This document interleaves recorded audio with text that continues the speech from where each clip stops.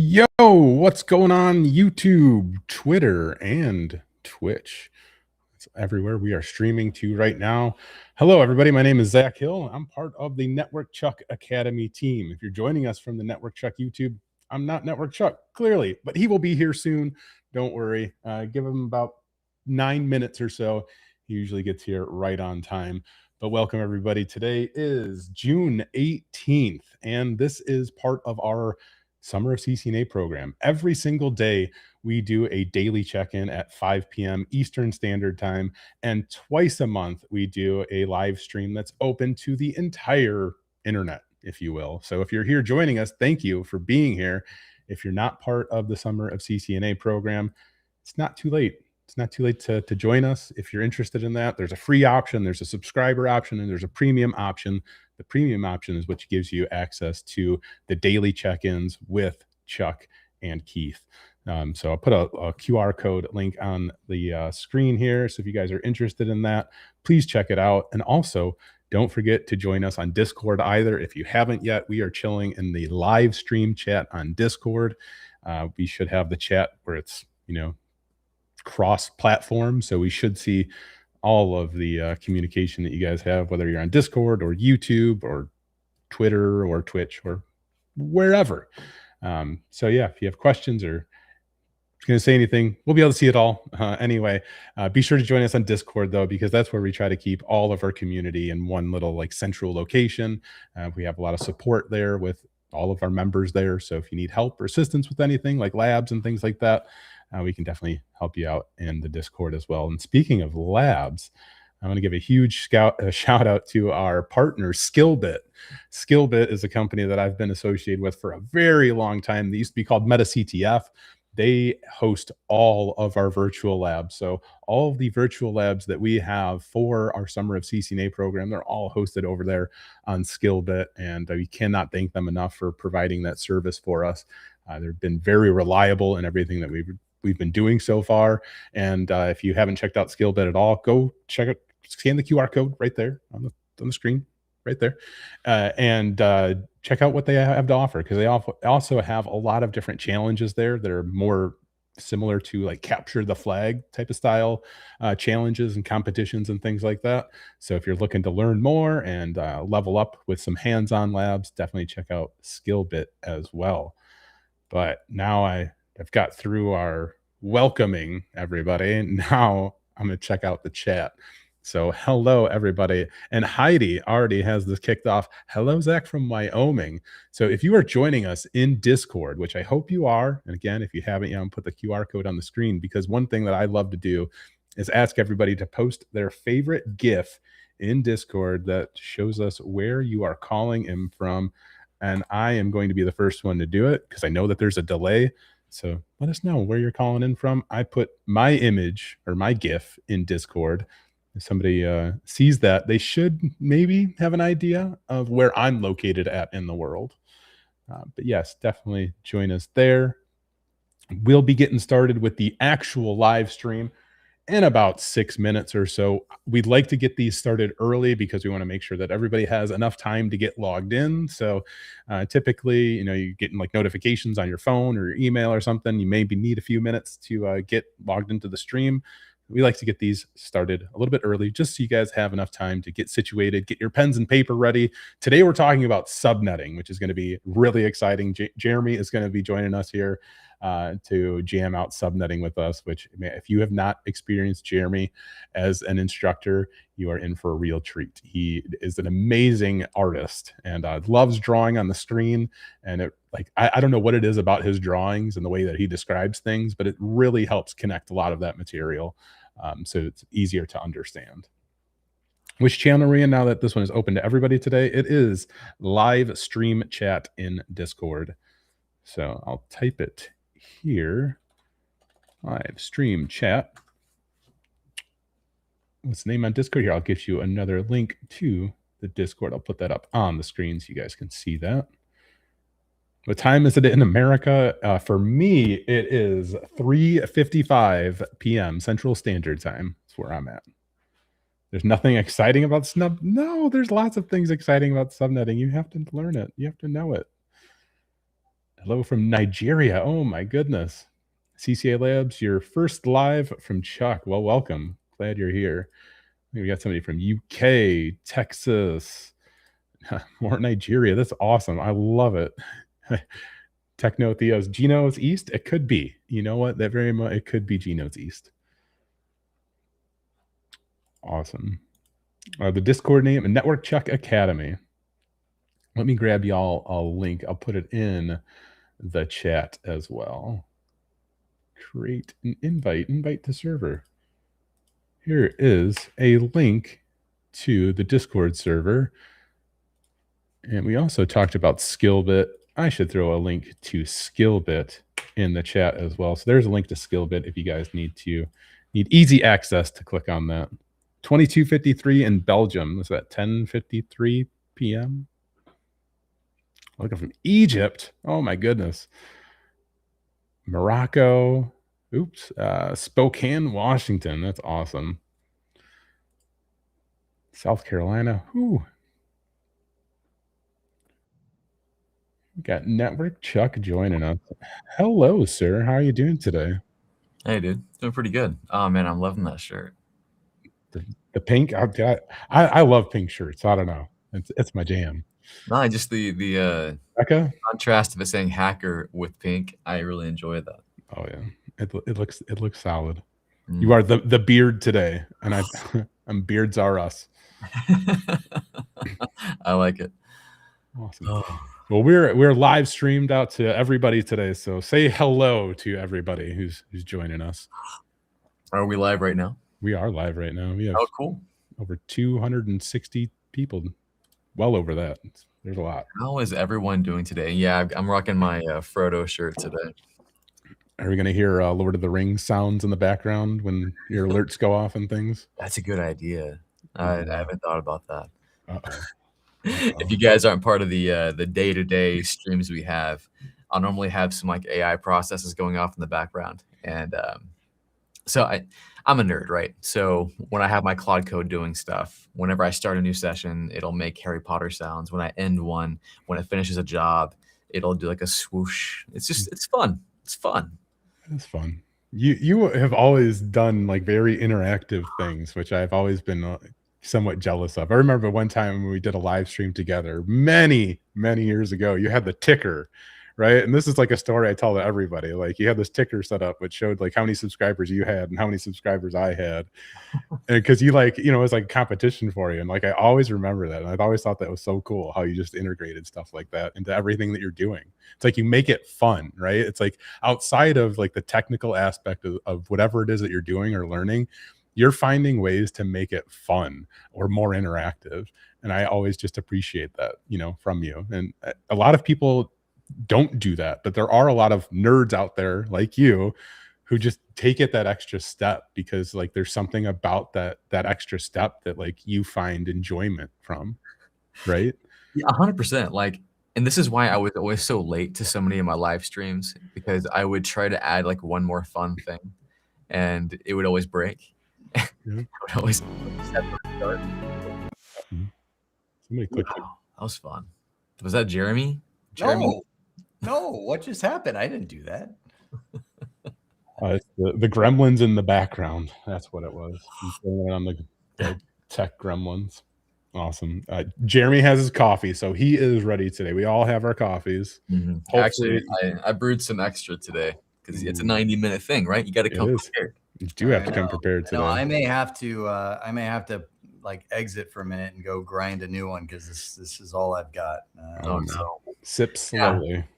I will say about 5 years ago, I went to Costco and got one of the DeLonghi, that is like the 500. I was like, it was a Christmas. It was like $500 espresso machine. And that has changed my life. Like it's so simple. I literally push a button and it No, that's too easy. See, that's the thing is that I just came from Chuck's Texas Paradise, and he's got an amazing machine. It's amazing, and but it takes forever to like, I'm like, I just want a good cup of coffee. No. See, a good cup of coffee, everything good takes time, Jeremy, and it's a craft. So like, brewing this isn't a quick process, but it's a ritual that gets me ready for the next task, like doing a 90-minute live stream. It's a thing. It's a thing. When you try to rush everything, man, you lose the sense of life. I'm gonna have to agree on this one because I grind my coffee every time I have a cup. I'm grinding coffee and putting it in the espresso machine and going. It's gotta be fresh. Yes, sir. Yes, Gotta sir. be fresh. But, all right, everybody. Welcome to today's 90-minute live stream. I'm sorry, Jeremy. You're I know. Fine. We're getting started. Welcome, everybody. If you don't know, this is part of our Summer of CCNA program. So twice a month, we do these live streams. They're open to everybody. The whole entire internet is more than welcome to be here with us. Today, Jeremy is going to be talking about subnetting, which I said is very exciting. And somebody in the chat was like, that doesn't sound very exciting. But I guarantee you that Jeremy is going to make this learning session very exciting. So thank you all for being here. If you haven't been here before, every single day, outside of the twice monthly ones that we do for everybody, we come together every single day at 5 o'clock Eastern Standard Time, Jeremy, Chuck, myself, for our daily check-in for the Summer of CCNA. So I'm going to put a QR code on the screen so you guys can join us for the Summer of CCNA if you haven't yet. But this is a 4-month program where we're going to take you from zero to hero, basically. The whole goal here is to get you guys, prepared for taking the CCNA exam. So we have a lot of video material, reading material that you guys can go through for the Summer of CCNA, but we also have some practical hands-on labs that our good friends over at SkillBit have partnered with us to deliver for us. So if you guys haven't checked out SkillBit yet, definitely check out those guys. Give them a shout out. Tell them that we sent you. They would love to hear from you. They offer a lot of challenges and fun and excitement over there for all their virtual labs that they offer. So definitely go and check them out. And of course, if you guys haven't yet, please join us on Discord, because that's where we try to keep all of our community in one central location. If you have questions about anything, we have a bunch of people there, moderators, and tons of helpful students as well. So please join us there, ask questions, hang out with us. We would love to have you there. And one last thing. I said yesterday in our daily check-in that I'd have a surprise for everybody. Oh, yeah. And I forgot about that. I said that Jeremy and Chuck didn't know what it was. I don't know. I still don't know if they know what it is or not, but I'm going to share it with y'all right now. It is our official Summer of CCNA swag is here. The website is live right now. I'll make sure that I put this in the chat for you. So if you guys want to get swag, we got t-shirts, stickers, and we're going to be doing giveaways. So be sure to stay tuned. Join us in Discord, especially, so that you can be part of the giveaways, so you can win a t-shirt or sticker of your choice, of course. And I'm super stoked about that. I put a link for that in the chat, so you guys can all check that out if you'd like. And that's all. Can you click the buy now, Zach? I'm curious what it looks like. You're right. I haven't seen this. Look at that. And just so you guys know, this is not AI designed. This is all in-house. Actually, it's our lead video editor, Mike. He is an amazing graphic artist. So shout out to Mike. Thank you, Mike. Awesome. Yeah, you guys check out. I'll put another link in the chat because I know the chat was going a little bit crazy. There you go. If you guys want swag, want to support and show that you're part of this program, get a t-shirt, get a sticker, show us off, show yourself off. Oh, yeah, I've got my sticker rocking on my water bottle right now. Mm-hmm. Now that the site's live, I got to order mine. So hopefully in a week we'll get one. And I got to buy Micah one apparently too. So we'll get you one, Micah. Awesome. All right, Jeremy, Chuck, are you guys ready to get started today? Yes, absolutely. Absolutely. And I think it's funny. I was looking at some of the comments on LinkedIn, and we do look at all your comments. And it's funny how surprised I think people are when, Chuck, you and I respond to people. They're like, oh my gosh. Like the funny thing is I always tell people we're famous among nerds. It's not like, it's like, I'm sorry to tell you, Chuck, you're not Tom Cruise. We get a lot of comments But at the same time, it's not like we're untouchable or anything like that. So yes, we do read them, and yes, we do respond to them. I just saw one on there this morning where someone was saying it's so weird how literally we were just saying we should do a whole session on subnetting, and they're doing a whole session on subnetting, and I'm like, that is what we're here for. We are here for you guys. And it was fun bringing, Zach joined us at the beginning of Sumer of CCNA, and Zach, even you, I'm not, I hope I'm not putting words in your mouth, but you were like, I can't believe you guys are doing this. Like, you are literally day after day after day hanging out with these people for months, guiding them through. And he goes, nobody's ever done something like this before. No, it's a very rare thing. Anytime I tell anyone this, they're like, hold on, you're showing up at a live stream every day? Like every day? Like every single day? Yes. And the reason for that, though, like one thing that I think it has truly been missing from all training just in existence, period, right? Like from the get-go, has been accountability. And I think by us, you guys, especially, like you guys came up with this, being here every single day to interact, connect with the students provides accountability for the progress, the journey that they're going through. And nobody does that. So like when you guys told me that, I just had to sit on that for a minute. Like, are you guys serious? You're really going to do like that? Is incredible. It blew my mind, honestly. And I'm so thankful that like you guys decided to do that. Like, I love being a part of this, and I'm not trying to like talk it up of like, hey, like please join or whatever, but it's just like, it's so different when you have that accountability aspect to it, when you have these daily check-ins where we are here for you. And as Jeremy said, like we are responding to you guys on social and everywhere that we can. We're here for you. That's why the Sumer of CCNA exists. We wanted this to be an interactive and engaging learning journey with you guys. So thank you for being here. Like I truly cannot thank you all enough for sharing your time with us, because you guys, all of you joining us right now, are taking time out of your lives to sit here with us nerds. And that's incredible. Thank you truly for that. It's not too late to join, but you are behind. I'm just going to be straight up. You're about a month behind. But the thing, oh, whoops, I hit the wrong button. The thing about it is, you can, you're going to be a month behind. I was like, you can't really skip it. But all of the live streams that we do every single day, we do a live stream and we record it and we inject it into the course. And so, you can simulate being part of it, or you can jump into the live one. We'll just be so far ahead. We're about a month in, so we're doing subnetting. And Chuck, I do stand corrected. Apparently, you are Tom Cruise. Yeah. You know what? I prefer being the Tom Cruise of networking because I can go outside and just walk around and be a person. And that's nice. Yes. Except this is Cisco Live or something, but otherwise, anywhere else is fun.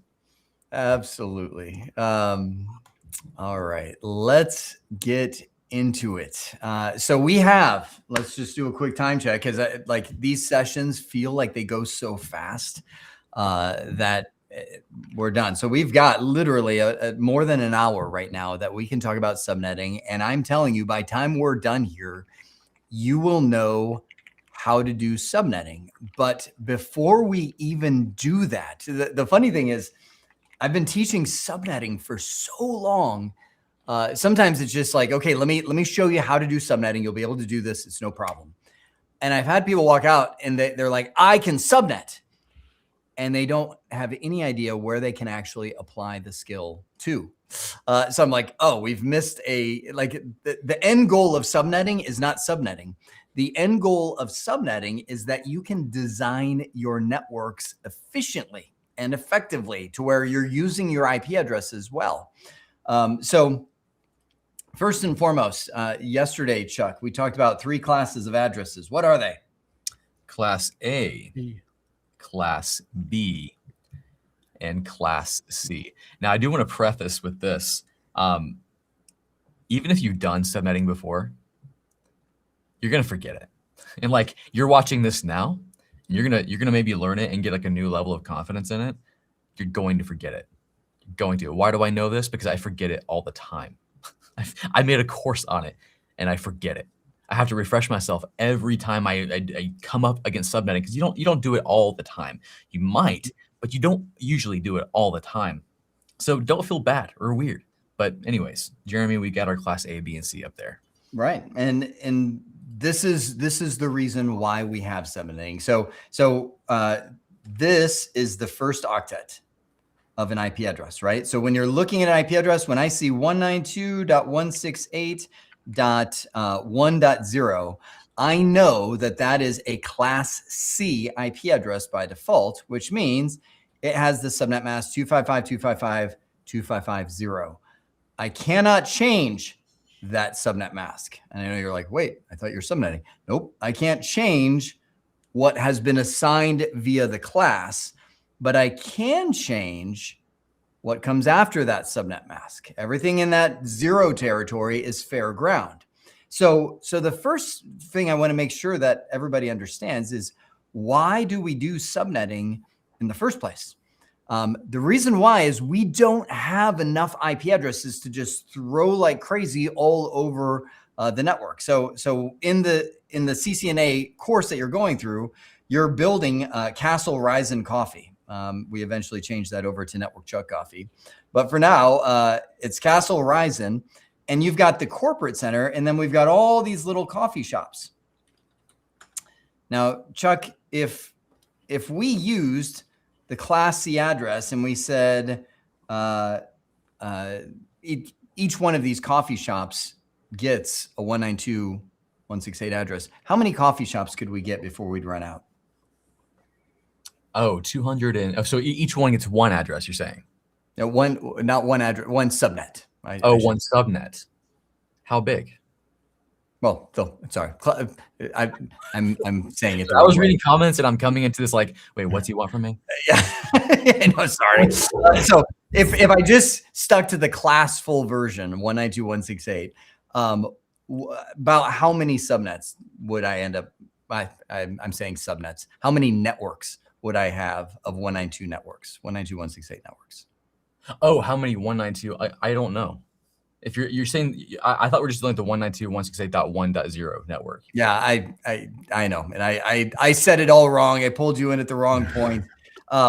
You would have 256 networks that you can have, meaning Coffee House 1 would be 192.168.0.0.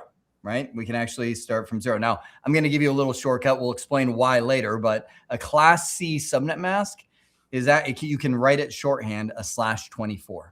It'll make total sense as to why that is later, but I'm just going to save myself in writing. So this one would be 192.168.1.0/24. This would be .2.0/24. This would be 3.0/24, right? So you would be able to go from 0 all the way up to 255, which I know some of you are like, wait, that's the broadcast. If you've had a little IP address, no, actually with this the networks that we're doing, 192.168.255.255 is the broadcast. Just having a 255 is totally fine. So you would end up with 256 sites, but that's assuming that you have one VLAN at each one of those locations. If I changed it, if I'm like, you know what, let's split it. We're going to have Wi-Fi for our patrons, but I want that off of the network, right? I don't want them to be able to hack our POS systems or the back office servers in the coffee shop, right? So I'll have 2 VLANs at each site. And we talked about VLANs earlier in the course. A VLAN is a network. A VLAN is a subnet. So if I say I've got VLAN, let's just say 10, which will be the private network that my employees and staff are using, and VLAN 11 will be the public. That'll be the public Wi-Fi that we just allow anybody to use. Well, the problem in doing that is now I've got all of these subnets and I just cut them in half, because I'd have to have one subnet for the private. And so that would be 0.0. And then I'd have one subnet for the public. That'd be 1.0.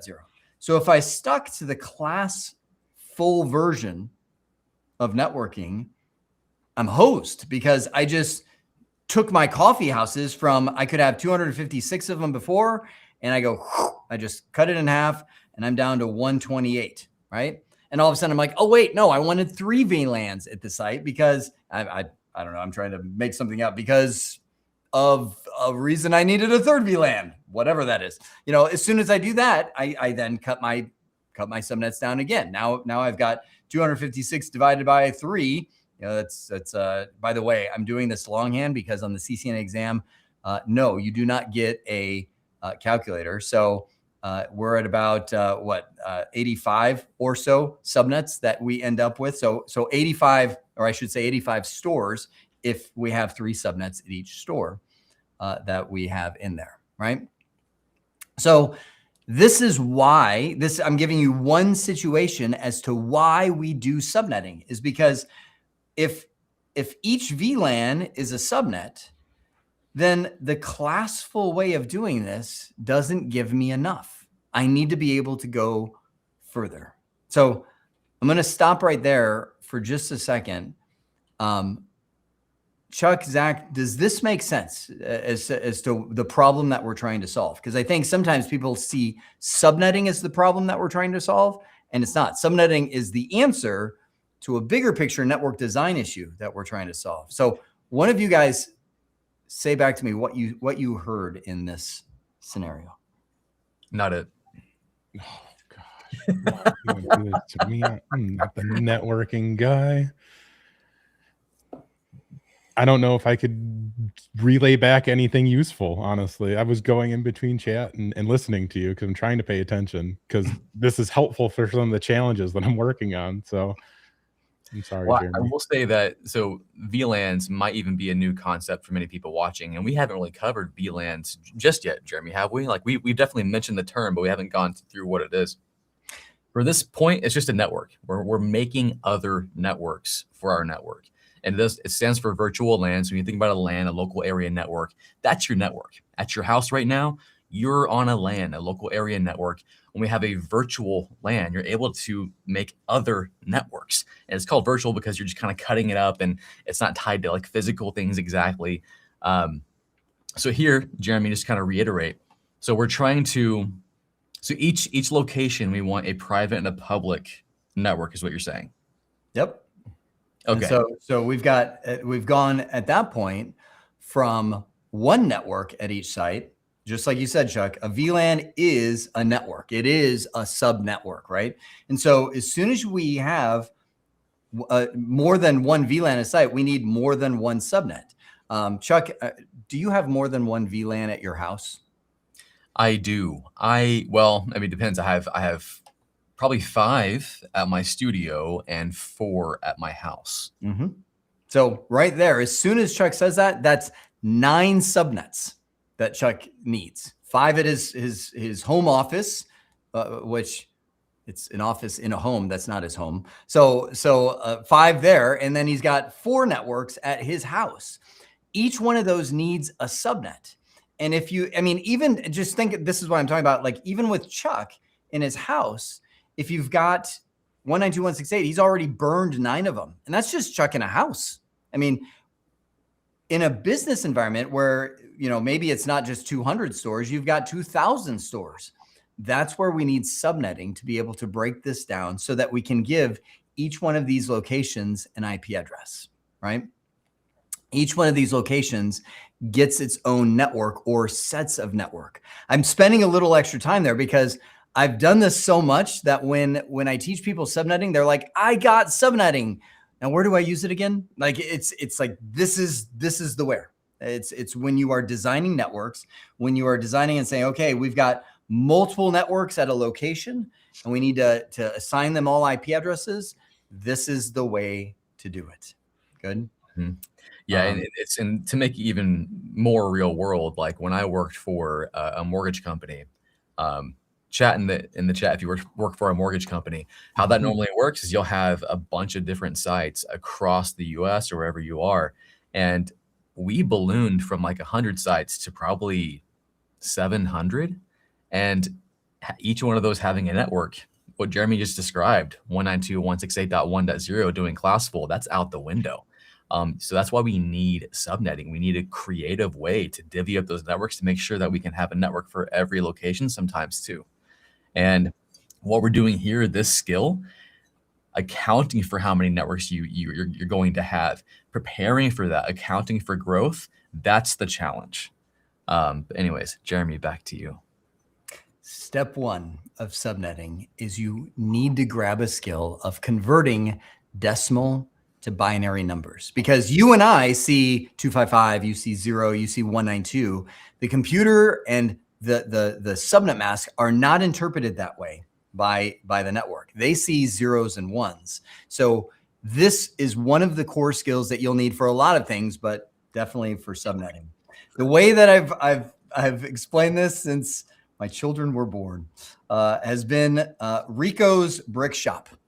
As the story goes, Rico bought a brick shop, and he stands up here and he's selling bricks to all the patrons that come. Now, these are very special bricks. Everybody comes from miles around to get Rico's bricks that are there. He's very happy about all these bricks that he's created.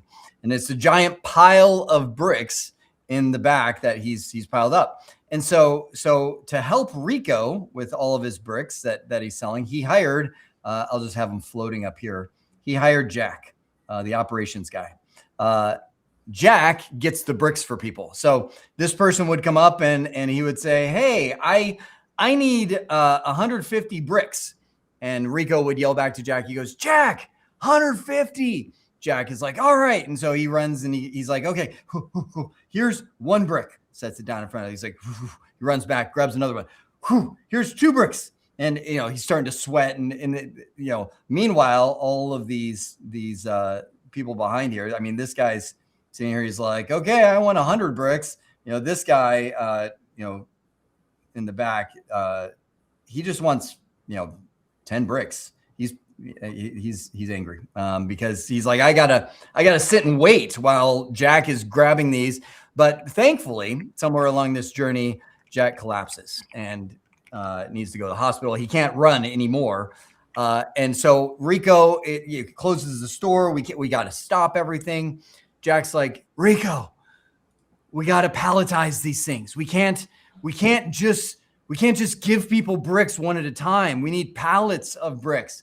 Rico's like, oh, that's brilliant pallets. So they come out and he goes, okay, we're going to have, we'll do it this way. We'll have a pallet of 128 bricks. Hey, Jeremy. Yes. People want to know if Bob quit. I think you have some old students. Oh, here. yes. Bob died. I hate to break it to you, but Bob actually he perished. It was a terrible bricklaying accident. It was a terrible brick accident. Yeah. And, yes. So yes, some of you have heard the story of Rico before. Rico still lives, obviously. So he created a pallet of 64 bricks, of 32 bricks, a pallet of 16 bricks, a pallet of 8 bricks, a pallet of 4 bricks, a pallet of 2 bricks, 1, 2, 3, 4, and a pallet of 1 bricks, 1 brick. And so Jack said, okay, Rico, now when somebody comes in and asks for bricks, I will give you Harry Potter, obviously brilliant thing right here. I will give you flags. Well, I don't know why I'm thinking of the Minions for some reason. Like I have a flag. And so he goes, okay, Rico, when the people come and ask, for bricks, just stick them in and I'll use my new handy forklift and I will wheel them out to their car. So Chuck, guy's still standing there. He's asking for 150 bricks. Where's the first flag go? Where does Rico put the flag? So Rico's going to put the flag on the 128 brick pallet. Yep. 128 brick pallet. Get used to doing the math, my friends, because you will not have a calculator. So that would be 22 bricks left over. Does he put a flag in the 64 bricks? Zach, what does he do? No, he does not. Zach, 32. tempting. No. 32 bricks. What do you got? Nope. 16. Nope. There you go. 16 bricks. 6 the flag in there. 16 bricks. Quick calculation. 6. All right. Where else? 4 and 2. You got it. Boom. 4 and 2. Just like that, Jack wheels it out to the car, and that guy, it's the Joker. Everybody's happy. And so he's now got 150 bricks in his car, and you just learned the essential skill of converting from decimal to binary. So where the flags are, so when we say an IP address is IPv4, it just so happens that is a 4-byte address. Each one of these is 1 byte of information. And we learned it earlier when we were talking about speed on the network, kilobytes versus kilobits per second, things like that. And how many bits are in a byte? Does anyone know? How much of a delay do we have? It's about 15 seconds, I think, today. It's a little bit, it might be a little bit longer. There it is, 8 bits. All right, there we go. Yeah, that was pretty quick, actually. In a byte. It takes, so a bit is a 0 and a 1. So it takes 8 ones and zeros to make that number. So if you were to send the number 1 across the network, I see all of the people coming in, 88888. It's actually sending 8 individual ons and offs to make that number 1. It's kind of like Morse code, right? So when you're coming to 150, it is actually 100, wherever you see no flags, that's the zeros, 1 0 1 1 0. This is 150 in binary. That's it. That's how it sends it. So okay. Zach, it's your turn. Convert, but I'll go again. Convert. Oh yeah, no, that's right. Chuck. No, I'll go. That's fine. We're gonna have Chuck go. Okay. Chuck, convert 100. You're gonna even get your own color. You're gonna be orange. Where do the flags go to convert 100 to a binary number? Any flags in 128? So no flags in 128. Yep. We are gonna plant a flag in 64. Okay. Remember how to do subtraction? Oh, I was gonna let you do it. All right. Because you're the one drawing, sir. I'll do it. That'd be. Oh wait, I just did the wrong hand. 36. We've got. What am I doing here? 36. I just, as I'm talking to Chuck, I'm losing my ability to subtract. So minus 64. There we go. We've got carry the 1, 9. Okay, there we go. We've got 6, 36 by the time it's said and done. We could have done that in our head, but we're not. So 36 left over. Okay. All right. Next so we're gonna flag in 32. All right. Now that math you can do. What's left over? We got 4 left over. All right. And that leaves us going straight to 4. You got it. I'm going to erase all of the previous flags from the 150. Probably should have done that first. And there we go. We've got 100. 100 as a binary number is 011000100. That is 100. Congratulations. And Zach, when I first learned this, like it felt like magic, because like when you hear binary, I mean, it is the language of computers, and to be able to convert decimal, a number that we deal with, into a number that a computer knows, that feels cool. Like you feel like you learned something real, and you're learning like a real skill here. You feel like a real nerd, like for sure. I agreed 100%. Like converting the binary to actual like words like that. Don't you have a binary tattoo? I do. I have binary in my. Shut up. Do you? I do. Oh, we gotta bring him up. I don't know. Oh, there you go. Yeah. Go again.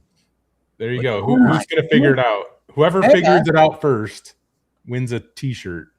Oh, those are literally 8-bit chunks. Zach has how many bytes on his arm? I thought I was all into subnetting. No, my friend. Zach is all in to subnetting. He has committed his life. All right, last one, Zach. This one's yours. All right. Help me convert 10 to a binary number. Any flags in 128? No, none in 128, none in 64, none in 32, none in 16. but we're going to take 8. Flag. Nope, not in 4. And then we're going to take 2. Flag. 1, 2, 3, 4. 1, 0, 1, 0. Voila. You have done it. You have the first skill of converting or to subnetting is converting from decimal to binary. I'll pause a minute in case somebody's taking screen caps, because that's a great screen cap to take, and you will treasure it for the rest of your life. Some people remember even Bob, the predecessor to Jack, who Bob. Where's his tombstone at? You gotta have a tombstone. Rest in peace, Bob. I'm genuinely curious though, like what did happen to Bob? Like, did you just like, is there a character arc, or did you just forget about him and replace him with? I just forgot about him. He's gone. All right. Now we're going to come into the first mode of subnetting, converting. Well, actually, let's not call it converting. I'm thinking about converting binary. First mode of subnetting is subnetting based. Okay, sorry here. This Dave, he got it right on what my binary says on my arm. It says hack the planet. Yep. Wow. Yep. Because Hackers was an influential movie to me growing up, so I had to represent that on my. That is pretty. That Zach, you are more all in than I thought you were. So tell me what it was about Hackers that you connected with. So it came out in 94, so I was 10 at the time, and being 10, like technology, especially 94, right? I don't know. There's a few people here who remember 94. Technology was really starting to become a thing, you know? So like Hackers, when I first saw that, I was like, is this really what hacking's like? Is this really what computers are like? Like, this is so cool. And that was like my initial like kind of stardom of like, oh, these computers, these look really cool. These are interesting. I want to learn more. And my mom and dad, like they had computers for the business and stuff they ran. So I was able to like, get on there and leverage that, like availability of having computers there. But like Hackers, like that was the initial, like, this is like the coolest thing I've ever seen. I want to do that one day. And I think that's part of what started it. Awesome. That's great. I haven't seen that movie in a long time, but it's so good. It's, not realistic at all, right? Right. Like, it's the funniest thing about it. It's like, was not realistic, but for a 10-year-old at the time, it was like, oh, this is so cool, Yeah. For a movie to like have a phrase "hack the planet," and like literally every hacker I know says it, either tongue in cheek or seriously. Like, it's just that everybody says it. It's so iconic. Yep, it is. Subnetting based on network requirements. So let's take our coffee house example. Let's say that at the coffee house, they would like they've got let's just say let's go with 192.168.1.0/24. It's a class C network, and they say, okay, we want to break that like right now. And again, I'm stepping back on this because I've taught this enough where people will understand subnetting but not get why they subnet. And so a coffee house might say, okay, we've got that network that's been given to us, but we want to break it into, let's just go with 6 subnets, right? Because maybe at the coffee house, they're like Chuck's house, to where they've got 6 VLANs that they want to set up. And why would you do that? Well, maybe you've got a switch, and I've done this plenty of times. You've got a router right here, and you bring the internet connection into the switch, and you have that become like, so this is your internet connection. You say, okay, I want to break those 2 ports into its own VLAN, because that's literally the public internet coming into the switch and coming down here to the router on the WAN interface, right? So you might say, okay, those 2 ports need to be their own VLAN. That's one of them, okay? And then we'll have our public Wi-Fi, and then we'll have our private Wi-Fi, for the staff. And then maybe maybe this is the coffee house from the movie Hackers, where people are doing BitTorrent, and I don't even remember that movie. I just remember they were kids trying to be so much cooler than they really were in the hacker world. But they were sharing books back then. They were sharing hacking books. Sharing books. That old. They were sharing books. So you want to create a little bookstore VLAN that people that are sharing books can be in their own little network, right? Normally, you'd have to, like, if you wanted 6 VLANs at your coffee house, you'd have to have 192.168.2.3.4.5, which means you would end up with, each one of these networks have 250 some, I'll say 254 usable host addresses, but maybe in the bookstore at the coffee shop, you've got like 5 kids that are in there at any one time. I mean, it's a coffee shop. So in the end, you would be wasting all of these IP addresses that they'll never get used. So this is the why we would break this up into 6 different subnets, right? All right. Somebody say something really smart while I erase all this stuff. I'm not going to say anything smart, but I do have a question because, and it's been on my mind since you guys started talking about this, but Chuck, like you brought up the fact that in your house, you have 6 different VLANs or subnets, whatever set up, right? Why? Why? Oh, okay. Why? So it's more, so my concerns are mostly for security. That's a big thing you might do with VLAN. So I use 10 dot addresses, which you can use. I do a /24, which you're about to learn more about that for each subnet. It's the most common subnet you'll ever see. But the reason I do this is because I might have one VLAN or one network for my employees that they just use it. That's their general use employee network. But then I might have a dedicated network for my servers. And I don't want my employees talking to my servers unless I dedicate one for them. But my servers are on their own network. They can't be talked to by my employees. They might have their own rules based on who can access what from the internet, from my employees. So VLANs give you a great boundary to set rules for what that network's allowed to do and what other people are allowed to do with that network. So, for example, in my network now, I have an IoT, and I think everyone should have an IoT network in their home. Actually, you know what? I'm making a video right now. It's coming out soon. Let me show you guys. I've got this little mini PC. I actually bought this in Japan. And I'm not sure if you guys heard, and now I'm kind of giving you a preview of the video right now, but the FCC, the US government, has banned any foreign-made router. Any foreign-made router. And that is all routers, because any router is going to have at least some sort of chip that's been manufactured overseas or it's been designed overseas. So that rules out like everything. So I'm like, let's do a video about making your own router. So this video is about turning this into a router using OpenSense, which is a very popular open source thing. But with this, you have the ability to make your own VLANs, your own networks. Now, why put your IoT devices on their own network? Well, because your IoT devices are inherently something you should not trust. You don't know what those things are talking to. You could have your smart TV talking to another country. You don't know that. You could have a smart device that you bought off Amazon that was a great deal, and it's actually got a backdoor in it for hackers to get into.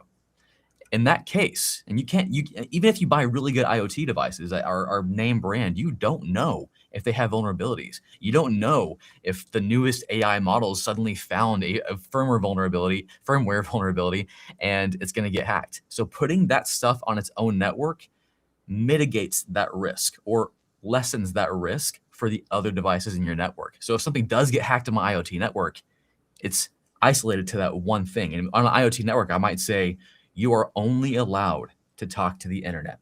You cannot talk to any other host. You are only allowed to talk to the internet and no other network in my environment.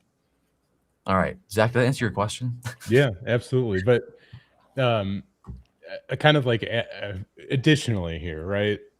I think a lot of people who are studying for their CCNA, especially, I see this all the time. People who are going to take their CCNA and studying for it always feel like they need to then start setting up their own home network in a specific way. Like, right, you basically turn your own home network into a lab, right?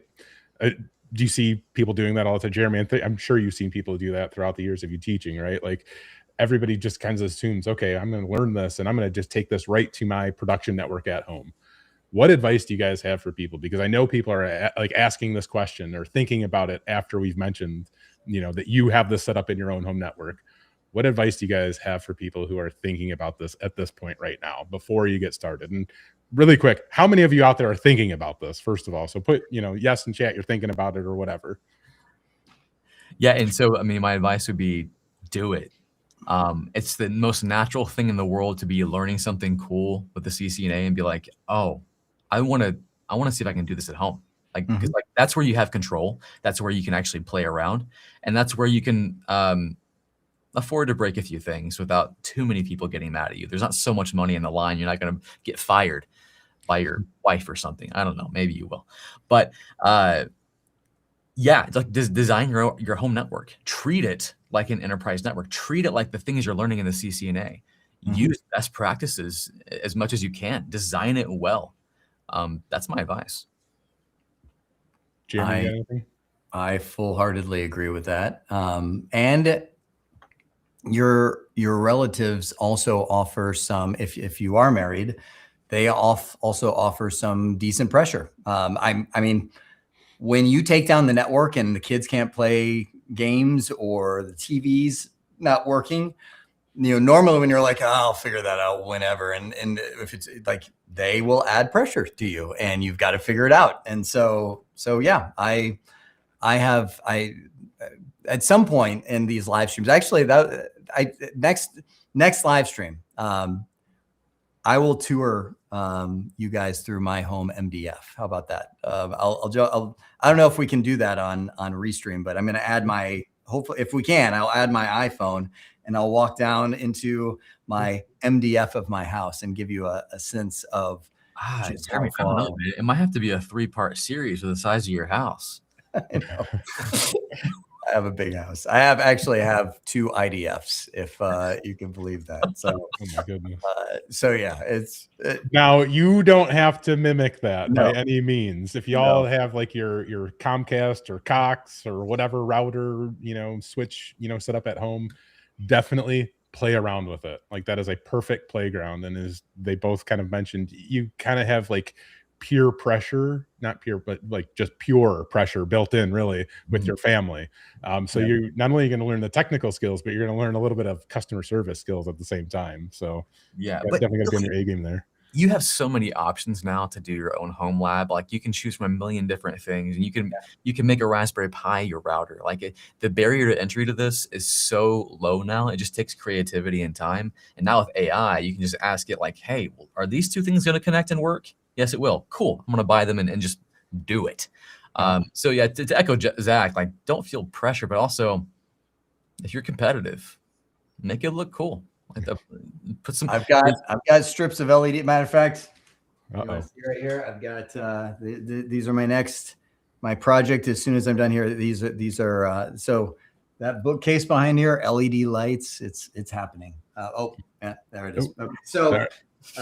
So we were talking about subnetting, guys. Subnetting. I'm sorry. I got you sidetracked a little bit, but that was my fault. I'm so sorry. But I think the students wanted to hear a little bit about that. And everybody was like, yes, I want to do this at home. So that might be a future live stream too, where we talk about how you get started at, setting this stuff up at home. And like what the network Jeremy is designing right now, or the networks, the sub networks, you can do in your house. Like, how many of you have 192.168.1.0 as your subnet? How do you know that? Look at your IP address right now. Everyone do it. ipconfig, ifconfig, IP address in your terminal. First, you have to run command. Yeah. Yeah. Everyone put your private IP address in the chat. Do not give me your public. You're going to dox yourself. Put your private IP address in the chat. I'm curious what subnets we're working with here. Yep. Good. Well, at Castle Rising Coffee, we are working. So so when you get a subnetting scenario, it'll often be like this. It'll say, okay, we need to subnet based on how many networks we need. So you've been given this situation. Your coffee house has 192.168.1.0. and a Class C subnet mask. So let me translate that. You have been given one network.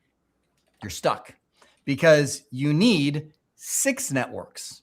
That's the scenario. So welcome to subnetting. First thing you want to do, and this is why I showed you this skill first, is convert the number of subnets to binary. So number 6, and by the way, it will do you well to remember those 128, 64, 32, 16, 8, 4, 2, 1 of Rico and Jack just a minute ago. So again, we're putting our flags in there. It's like no, no, no, no, no, yes, yes, no. By the time it's said and done, right? So 6 in binary is actually 1, 2, 3, 4, 5, 1, 1, 0, right? That is. And by the way, for an exam, it's very popular to just memorize that, because when you get into an exam environment, like depending on how you are, you might just kind of freeze and like your brain stops working. So being able to just go in there and you can actually get a whiteboard, and they might give you scratch paper. You can write down these charts for reference. Yep. Yep. And that would be one of the charts I would write down. Just take 1 and keep multiplying by 2 all the way up, right? Second thing, reserve bits in the mask and find your increment. Here's how this step works. So this is easy. Step 1, done, bing, super easy, right? Okay. So we take our original subnet mask, 255, 255, 255, 0, and we convert it to binary. It's really easy to do, and people are really tempted to skip this part of the step, and I encourage you, please do not do it. Chuck, what is 255 in binary? All ones, baby, all ones, all the way across. 1, 2, 3, 4, 5, 6, 7, 8. That is 25. I mean, and it answers the question. People are like, if we're out of IP addresses, why not just take it to 999? You can't, because it's 8 bits in each one of these octets. So you can only go to 255, right? So when you're writing this in all binary, it's 1, 2, 3, 4, 5, 6, 7, 8. 1, 2, 3, 4, 5, 6, 7, 8. 1, 2, 3, 4, 5, 6, 7, 8. Notice I went zeros because I'm now in this. I told you before, this is set. It was a Class C IP address. I can't change any of that. That is set in stone as the RFC standard. Like, powers unbeknownst to us would crush you if you tried to change any of those. But these are our playground. So this, and by the way, that's what subnetting is. It's saying I'm going to have less hosts, but more networks. And so now I'm going to ask you a question, Chuck, and this is a trick. Actually, Zach. It's a trick question. How many bits did it take to get the number 6? It's a trick question. None. I don't know, because how many bits did it take to get the number 6? 8. Okay. Now I'm in your head to where you're like, what's going to trick? Like, yes, it is an 8-bit. Yes, it always 8 bits, but 3. Okay. 3. The reason I say 3, the reason I say it's tricky is because a lot of people will look and they'll be like, oh, 2, because there's 2 1s right there. It's like, no. 2 bits. If you have 2 bits, the biggest number you could get would be 3, 1 plus 2, right? So this, you can't, let me say it a different way. You cannot get the number 6 with any less than 3 bits. Now, second question. This one's for you, Chuck. Are we trying to get more networks, or are we trying to get more hosts? We're trying to get more networks. We are. And are network bits 1s or 0? 1s. So here's what we do. We know we can't get the number 6 subnets. That's what we're after, with any less than 3 bits. We know that network bits are 1. So this is how you do your subnetting. 1, 2, 3. 1, 2, 3, 4, 5. We steal. Now, I know a lot of people are like, whoa. It's 110. Doesn't matter. This is what we're after. This number actually doesn't matter at all. We just did that to find out how many bits do we need to get the number 6. And so we flip all those to network bits, and we already know our new subnet mask. the way that we do it is we put that right here. 2, 3, 4, 5. So this is 120. We're going backwards now. We've got 128, 164, 132. Carry the 1, and you've got 255.255, 255.224. That is the subnet mask that you will use at your coffee house to get your 6 subnets. Woo. We have subnetted. But it doesn't mean anything to us yet, because now we have to go, okay, well, what does that mean? Let me grab yellow right here, because we know what our subnet mask is, but it doesn't mean anything to us yet. We're like, oh, that's a cool trick. But if someone's like, so what? That's where you need to go. And what is the increment? The increment is the lowest network bit converted back to a decimal number. 128, 64, 32. 128, 64, 32. That is your increment. And now you can use that to find your network ranges. So I'm going to go 192.168.1.0. That's where we started. That's the original network. Okay, 192.168.1.32.1.64.1.96. Fill in the out. Like, Chuck, what is the last IP address before we get to 32? Don't overthink it. 31. 31. Brilliant. Last one before 64? 63. That's brilliant. You guys, I'm telling you, 95, right? That's the last IP address. These are your ranges. These are what you can actually give to each one of those VLANs. Now, you guys know we've talked about this before. You can't use the first one. You can't use the last one because this identifies the network. This is your broadcast. So the first subnet, so your bookstore inside of the coffee house would have 192.168.1.1 through 30 as usable IP addresses. You've got 30 IP addresses for each one of those subnets, right? With the subnet mask of 255.255.255.224. And Jeremy, I'm not sure if you see in the chat, but people are like, what?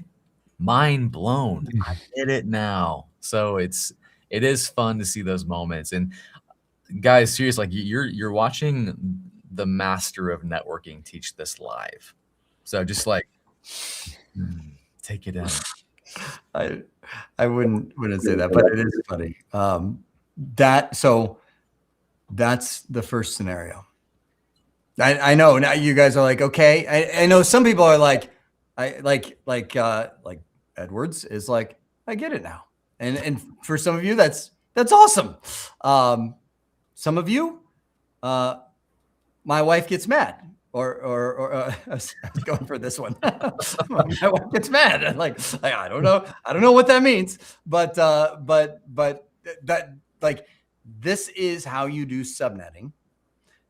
But we need to do another one, and we need to step it up to a bigger situation. Now, hang on. Before I just erase this because it looks glorious, and if you're taking screen caps, this would be a great time.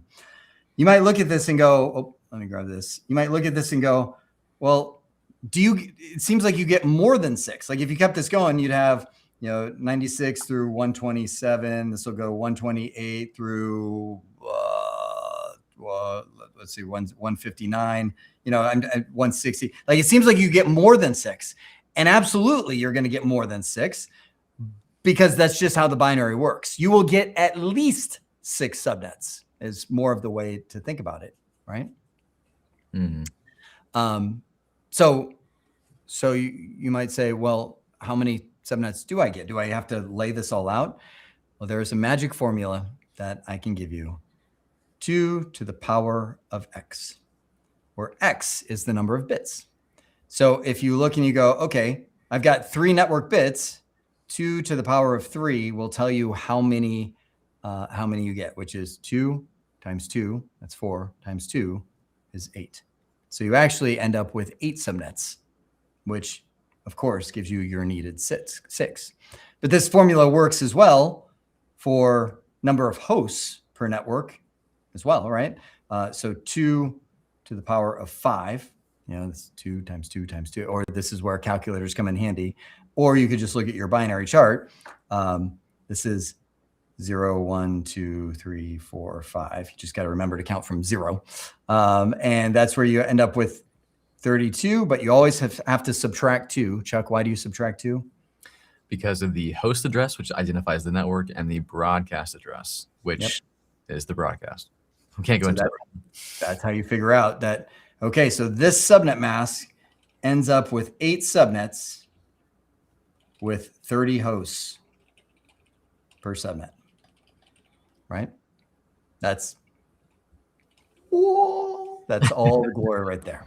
Yeah, and it's so like seeing this, you're like, oh, I get it. But you have that feeling like I need to see it again with a different example, because it's one of those things you just have to see the pattern a few times to go, I see the matrix. I get it. Yep. Good. Now let's do it again. But this time, Zach, go big or go home. We're going to go with, let's do a class B address. We'll go 172.16.0.0. Oh, I forgot to show y/24, but we'll do that in a second. So subnet mask 255.255.0.0. So now we've got an organization that is bigger than our little Castle Rise and Coffee.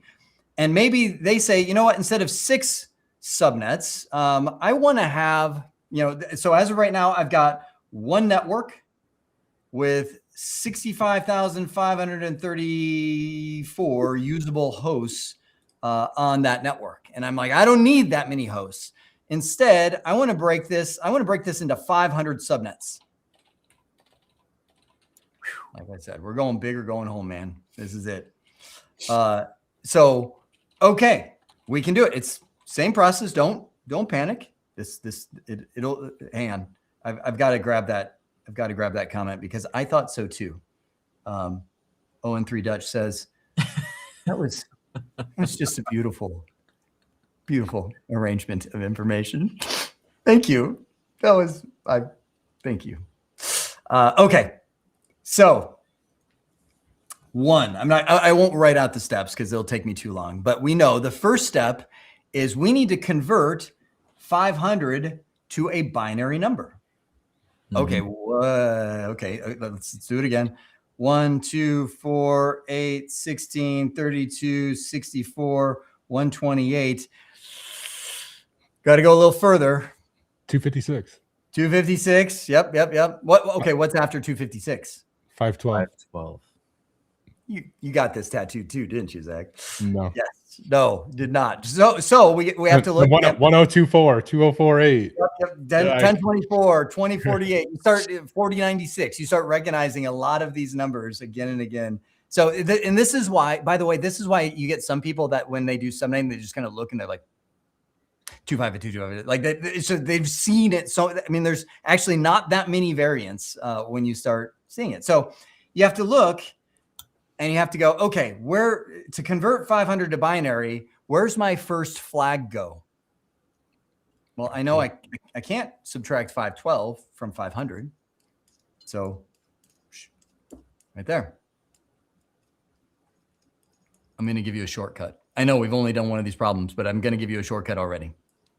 You could figure out the whole binary equivalent of 500. It would be, we'd have to go 500. Every time I see that someone scan the QR code, I'm always like, and for $59.99, there's I don't know why that it just reminds me of that so much. But so 500 minus 256. So let me just say, if you want to figure out the whole binary equivalent, I'm just going to make it up. You could, but remember when we're doing this, we don't really care what the binary version of 500 is. What we do care about is how many bits does it take to get the number 500, because that tells us how many subnet bits we need, right? So as soon as I put my first flag, it's almost like the stake in the ground, shunk, Lord of the Rings sword, you shall not pass. I've got the line right there. I already know it takes 9 bits to get the number 500. I don't really care what they are, but I know that I cannot get the number 500 with any less than 9 bits. Good. Major shortcut. Again, we're after doing this with speed when we're talking about the exam. Okay. Step 2. Reserve bits in the mask and find your increment is what was written out there. Our original subnet mask, 255.255.0.0. Now, again, do not skip this part. Write it in binary. 1, 2, 3, 4, 5, 6, 7, 8. Dot 1, 2, 3, 4, 5, 6, 7, 8. Dot 2, 3, 4, 5, 6, 7, 8. 1, 2, 3, 4, 5, 6, 7, 8. There we go. That is our subnet mask in all binary. And now, hang on, before I go any further, Chuck, this is why you can actually write like /24, /16. Like people will write this as a /16, right? Why is that? What is the 16? What is it, guys? Anybody got it? It's the number of network bits you have on. So when you see these slash notations, which I saw somebody earlier say that's CIDR notation, classless interdomain routing is what that stands for. That's just the number of ones in the subnet mask. It's just much easier to write than 255. So finally, I don't have to write 255 because now you get it, right? That's why that's there. Okay. Now I'm going to ask the question again. Chuck, are we after more networks or are we after more hosts? We are still after more networks. Yes, we are. We are after 500 subnets. We have 1 and we want 500. So we know network bits are 1s, host bits are 0s. So, and this is why writing it out in all binaries is so important, is because sometimes you might end up in the wrong octet. So we go, okay, I know I need 9 bits and I know I need them to be network bits because I need 500 networks, 500 subnetworks, right? So I go 1, 2, 3, 4, 5, 6, 7, 8, dot 9. Yep, I did that. I'm not asking for forgiveness. I went right past the period. And that, we now know with this giganto network what our subnet mask will be everywhere in the network. 255.255. Oh, this is now 255. That's weird. 128. Is that right? Is that a real subnet mask? Yep, it is. That is your subnet mask throughout the whole network. And it just so happens to be, this is a fun one, because the second part of this is you find your increment, right? Lowest network bit converted back to decimal. So what is this as a decimal number? It is also 128. That's our increment. What? Yep. So now, network ranges. This is where some people, I'm feeling it already. They're going to be like, mind blown. This is where I'm gonna use a completely different color. We go, okay, we started off with 172.16.0.0. Now, Chuck, where is our increment? Is it, what octet is it in? It's in the last octet, the 4th octet. 4th octet. So that's where we do our math. So our next one will be 172.16.0.128, right? Mm-hmm. So just right now, I'm going to fill in the end range. This goes through 172.16.0.127. Now, this is where, hang on.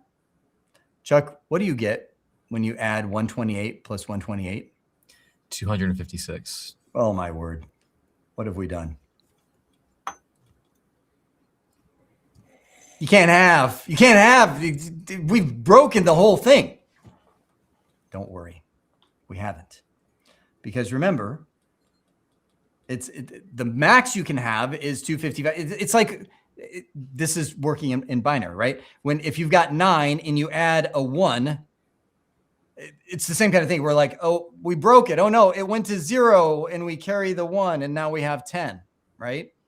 Like, I know that's a weird way of saying it, but that's technically what, because it's like you maxed out that one digit or that one octet. So when you add and you get 256, you have to go, no. We can't have 256. So if we fill in the, what is, Chuck, what is the last number before we get to 256?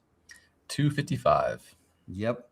So the next one, it's like you added a 1 right there and you carry the 1, right? So we come back here and we go shoop, plus 1, 1.0. So how did that feel, guys? Is that weird? Was it? Did you see that coming? Right. And now you see the same thing going through the whole. Oh, what am I doing? I'm doing 192.168. Too much. Then it got really weird. You didn't see that one coming, did you? 132. Just when you thought you got it. The 1.127, right?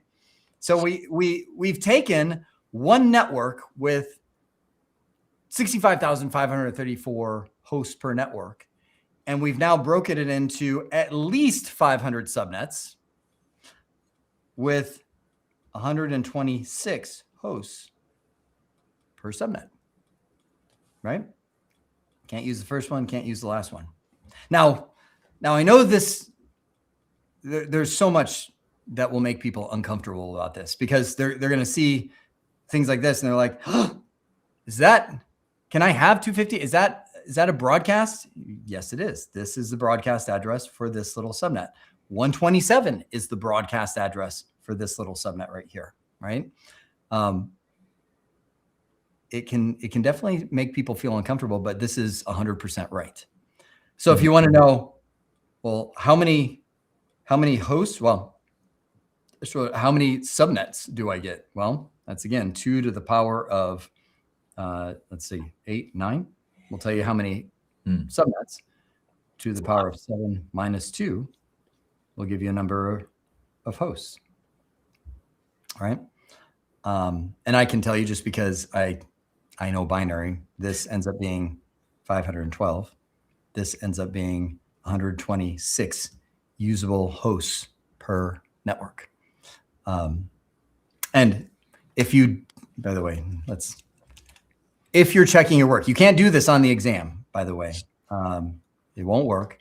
But if you're checking your work, oh, good grief, Levy, take your calculator. And right there, you see that. Actually, it's not that one. You want to go to scientific. There we go. I know, right there, immediately, some people are like, I'm not doing this. Don't worry. So 2, and you got x caret y, right? That is so small, isn't it? Sorry, Zach, I can't make it bigger. 2 x caret y 11. Is that? No, I said 9. Uh-oh. 9 equals, oh, shoot.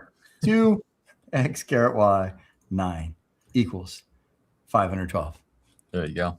Right there. So if you ever want to verify your work in Windows, go scientific mode, 2 x caret y. And I know it's super small, and that'll do it.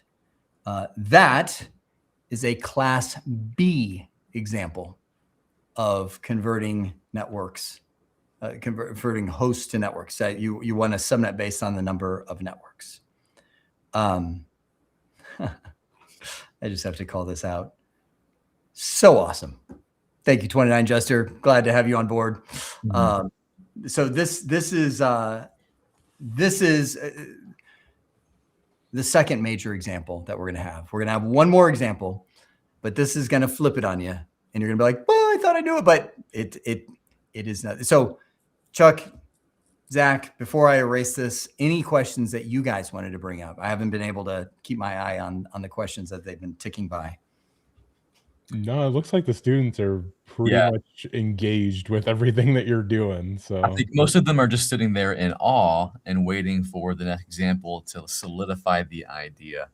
Now, I do want to say that based on that comment you just put up there, Jeremy, that guy joining the Sumer of CCNA yesterday, like it's not too late to join the Sumer of CCNA. You know what? You should, because even though you would be behind 100%, you're not going to get very many chances to engage with Jeremy and myself and Zach on a daily basis like this. It's a rare thing. So even if you come halfway through, you can come in with questions that are from day one. We'll answer those.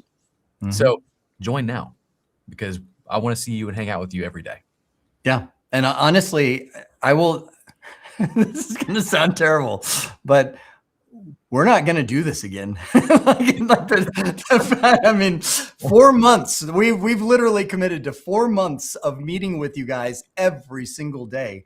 And we were already like, okay, we're in, but we've had conversation. I'm like, brother, I love doing this, but we cannot do this every single time we run this course. Like our life would be gone. So future runs of this, we will do stuff like this. We will do live, but it's probably going to be more like 2 days a week or maybe 3 days a week, something like that. So right now, if you are signing up for Sumer of CCNA, you are going to get Zach, Chuck, and me every day until September 1st. Yeah. So that's Limited time only, guys. limited time only. Chuck's like, you see this right now? It's not coming back. All right. So one more example. And what the thing is once you've once you understand this, you've got subnetting. You now know how to subnet. So let's flip the script. We've got the coffee house again. So coffee house, but in actually, this is probably the most common type of subnetting question that you can have. The coffee house has come in and said, okay, we need to subnet. We've got, let's go back to the 192.168.1 network. We've got a class C network /24. You now know why that is. And we know we need VLANs, but how many VLANs isn't as important as we know that we need 50 hosts per subnet. So yes, we need subnets. We're doing subnetting. We need to break this into more than one subnet, but I know that we need to have 50 hosts per subnet rather than just 8 networks or something like that, right? Great news. Same process with one tiny tweak. First, 50 in binary. We need to convert that to binary. Jack and Rico, you have saved the day. We now have no problem doing that. Except we do have problems writing and talking at the same time. So we look and we go, okay, 50. Nope. Yep. And again, you can, if it throws you off to use shortcuts, don't do it.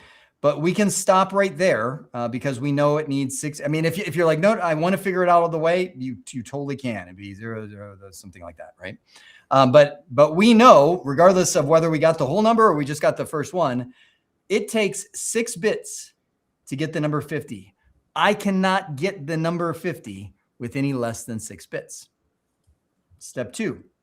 /24. And again, even though I'm writing a shorthand in CIDR notation now, I will still go 1, 2, 3, 4, 5, 6, 7, 8, 1, 2, 3, 4, 5, 6, 7, 8, 1, 2, 3, 4, 5, 6, 7, 8, 1, 2, 3, 4, 5, 6, 7, 8.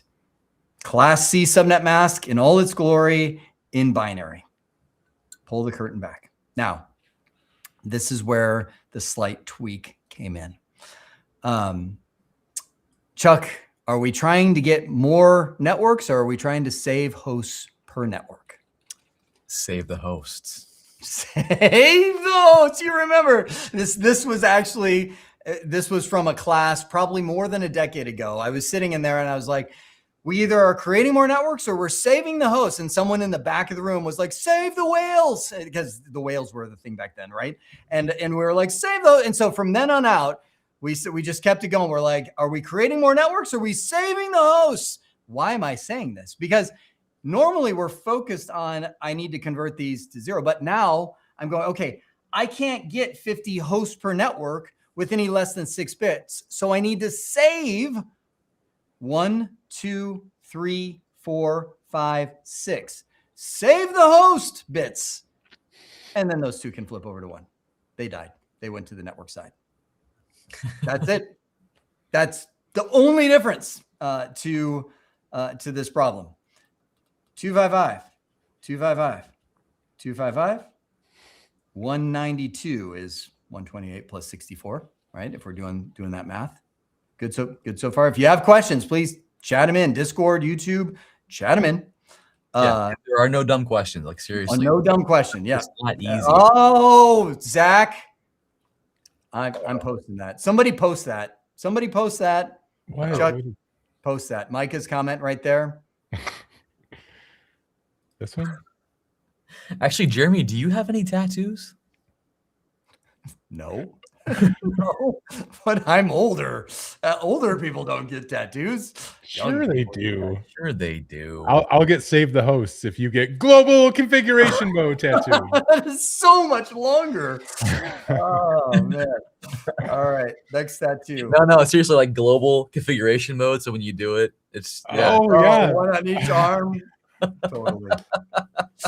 Totally. What are we talking about? 64 is our increment. And it already, as you look at it, it should start to make sense where you're like, okay, that's bigger than 50. We're on the right track, right? Because if it was less than 50, I'd be like, I think we did something wrong. We can't, if we're incrementing by 32, it's not going to fly. So third one, find our network ranges, right? Now, hang on. And I want to do every network range with you because I want to point something out. We started off with 192.168.1.0. That's what we got when we started this problem, right? That's the network we wanted to use. Okay, so .1.64, .1.128, .1.192. I'm just adding 64 every time. And Chuck, what happens when you get to 192 plus 64? We carry over. We hit that odometer like Micah said earlier. You do. You hit 256, but since this is a Class C example, remember I said you can't mess with this stuff.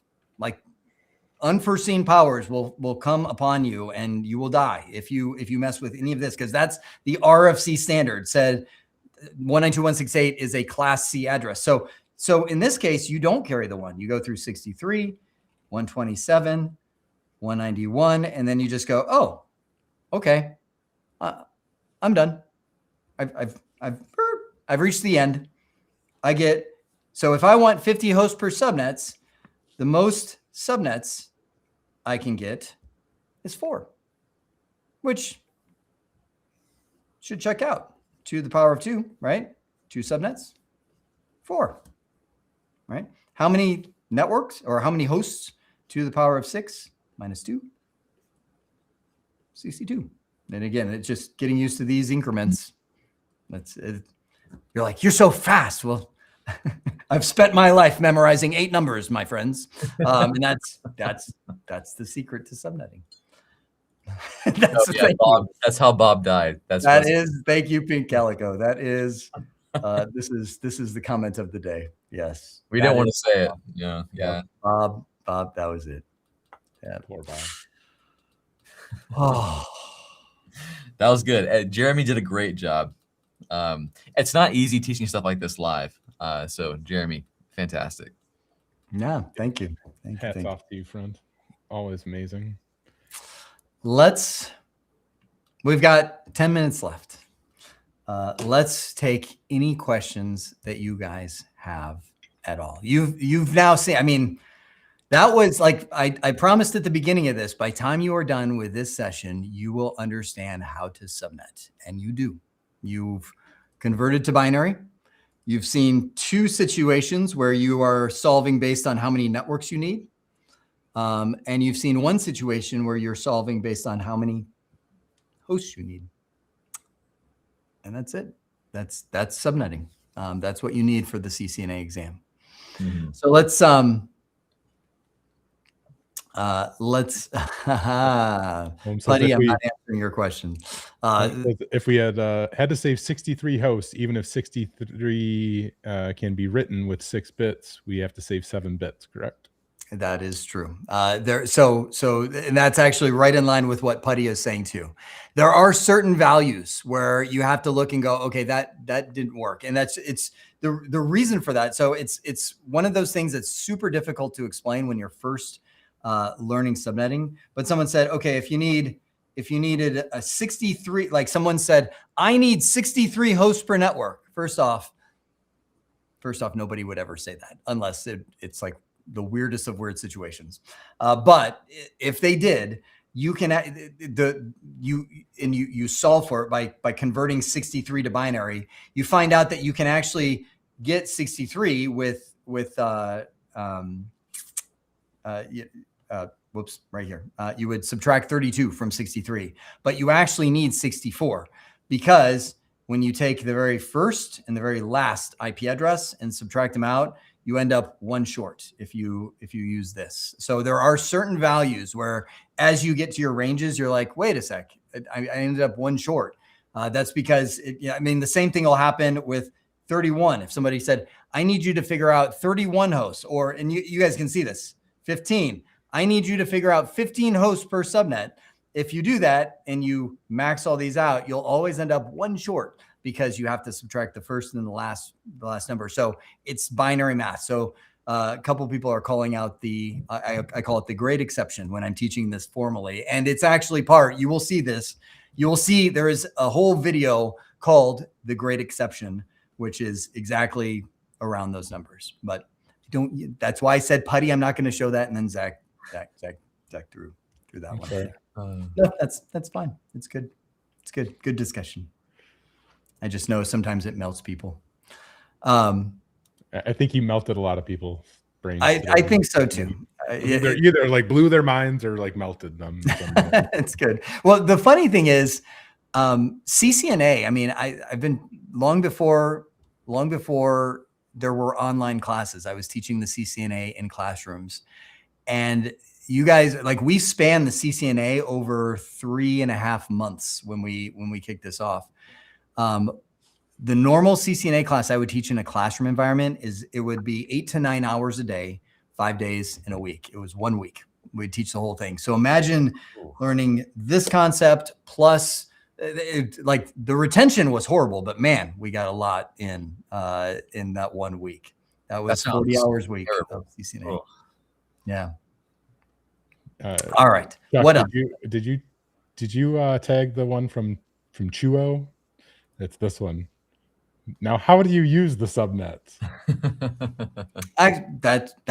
That's a great question. Let me I got restream. It's so that's a great question. And that's actually the right question, because a lot of times you figure this out, you're like, awesome, I've done it. Now what? So this is literally where you start configuring your router. So I didn't come up with the scenario. I just said, this is it. So let's just say we wanted to break this into 4 offices, right? Because let's just say this is like you've seen in strip malls, the little insurance offices. I've actually seen the design for State Farm. They have all these little offices and they do exactly this. I don't remember if it was 64 increment, but they have the offices where this office is 192.168.1.0 / and by the way, what is the slash on this? 26, right? 24 plus 2 more. So 26. This office, let me go to a different color. This office would be 192.168.1.64 / 26. And so the default gateway, and this is why it's such a great question. Default gateway for this office, what do you think it would be? It's not .1, it's .65. And this goes in the network. Your DHCP scope will hand out 66 through 126 as valid host addresses, and they use .65 as their default gateway and get off the network, right? Such a good question, because if you haven't seen this before, you're like, whoa, that's weird. If you haven't seen it before, it will. So the default gateway for this network right here is .65. Default gateway or first IP address of this one would be .129. Imagine doing ipconfig and saying .129 is your default gateway. That's normal for the people over at State Farm, because this is the design that they use. Each little office has a little subnet of 64 increments, and because they use their private address as well, and they can span them out all over the place. Oh, with the asterisk, normally the first usable IP address is the default gateway. You can change that. You can have it wherever you want it to be. But that's very true. I messed it up and I always do .3. Why on earth do you do that? I don't know. It's something I picked up from a network engineer I used to work under, and I just always kept it. Yeah. All right. And hackers maybe it's just one thing they have to figure out. Yep. Yep. And you know, every network that you go to and you're like, what the, why did somebody use .3 as the default gateway? It's because of that guy. Yep. What else? Here's one from Cloud. Sorry, I clicked no, the button. Go ahead. You're good. You can do that one. Are Jeremy's CCNA videos and labs enough for the CAN exam? Yes, yes, they are. But your practice is absolutely necessary. And this question rings of, if I just watch your videos, will I pass the exam? No, you won't. If I just watched Lord of the Rings, would I be able to tell you every scene and exactly what Frodo did when he dropped the ring into the pit of lava? No. I was like, where did that come from? It must have been Chuck's shirt. But there are details that I should have rehearsed and memorized from Lord of the Rings that I did not. And so same thing there. Sorry, Zach, back to you. You run it. You're good. No, it keeps the engagement going. I love it. Cloud Connect is asking, is it still worth it to get CCNA now with all this AI going around and considering how AI will be developed in, let's say, 3 years from now? Yes, 100%. I mean, you have, first of all, and you may not know this, guys, but like there is a shortage of network engineers, like a massive shortage. So even if AI does come in to help accelerate so many things, we're still at a loss. We still need people who know networks. And you know what? No one's going to trust an AI to run a network by itself. Sure, there's going to be agents in there running some things, maybe helping you subnet, maybe adding a few things here and there, but there's always going to be you sitting there monitoring what it does. And it's going to be you knowing what to do when the AI, I don't know, you're out of tokens or the government takes away that model that you guys love using. Like every company's realizing we need people, even though this AI stuff's very cool. So we're not there yet. And I don't think in the next 3 years, 5 years, we'll be there, because we're not talking about a technology problem. We're talking about a people situation. People aren't going to trust this system until it's been vetted and verified for a long time. So we're good. Don't worry about it. Get your CCNA. Yeah, Fable 5 would have replaced all network engineers, but government man. Too bad. Sorry. Too bad. Yeah. But I mean, but just think about it. I mean, AI is there as like you can integrate anything, but I mean, just imagine this. You're like, okay, ChatGPT, what are the subnets? And it spits it out. You're like, aha, I now know subnets. Why am I asking this? Like, it's like AI has a long way to go, but you knowing how all of this works. Yeah. AI, yeah, we've actually talked on this on many occasions on multiple live streams, and I don't want to go all the way down the rabbit hole, but AI is the ultimate tool. It is awesome. We have AI agents in our Slack that we've started naming, and they're our friends, and we talk to them regularly. Inca, I love you. But Inca, I have no relation with. But like, I will point out, like, so like on this OpenSense router, which is a pretty complex router when you get in to try and configure it. I wanted to, in this video, for most people, I wanted to show them how you can connect an AI to this and manage it. So I spun up a Hermes agent. Shout out to Hermes. Let me know in the chat if you have a Hermes agent. I would love to hear that. And what did you name it? So I had a Hermes agent connect to this via the API. And I'm like, hey, add a new DNS server configuration. Like, just add it in there. And it went in there and it did a great job. But you know what it didn't do? It didn't obey the security configuration I had in there. I wanted DNS over TLS, and it added a basic DNS configuration. Now, someone who didn't know networking wouldn't have got that. They wouldn't have. And that's just one small example of the oversight. Like, the AI, it did it. Like, it did a great job. It knew exactly what to do, but it was not exactly what the network needed. And that's why the network still needs us. Soapbox down.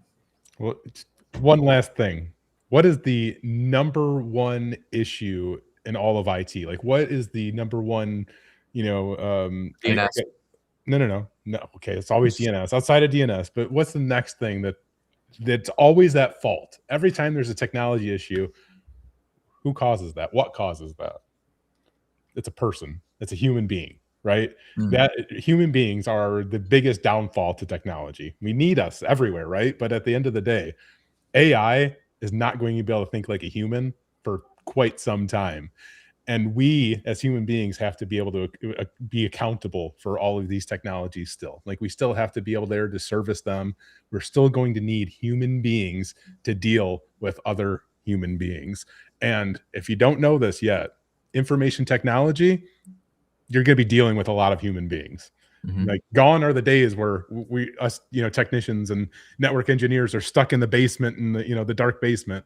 No, nowadays as an IT professional, you are often dealing with other human beings and helping fix issues. And AI just simply can't account for that. So we still need you, an individual, a person, a human being, to be here supporting all of the different technologies. And starts with something like the CCNA, not to like bring it back, but to bring it back, like networking is like the foundation to everything. So learning and starting with the CCNA is huge. I overshadowed that. I assumed it's just one of Jeremy's million kids.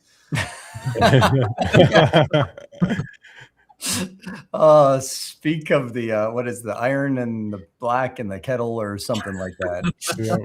All right, guys. Thank you for being here with us. It has been awesome. Zach, take us home. Yeah, absolutely. So just to end things, thank you all, of course, for being here, sharing your time with us again. We greatly appreciate y'all.